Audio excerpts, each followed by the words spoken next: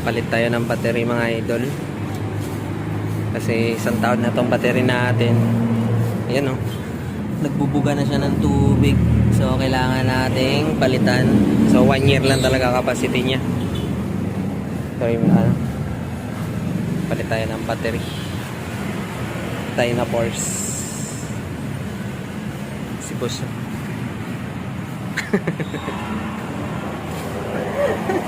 Malungkot ako. Malungkot. Malungkot. Malungkot daw siya kasi magpapalit na naman siya ng battery. Labas na naman yung pera. Wala eh, isang taon naman eh. Yearly tayo nagpapalit. Ganun talaga daw pag araw-araw takbo.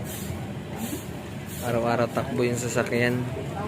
So hindi kasi ako dati kasi gamit namin dito mga idol, Mega Force. Kaya lang 6 months lang siya, hindi nagtatagal. Kaya pinalitan natin siya ng Dynaforce, so umabot siya na 1 taon.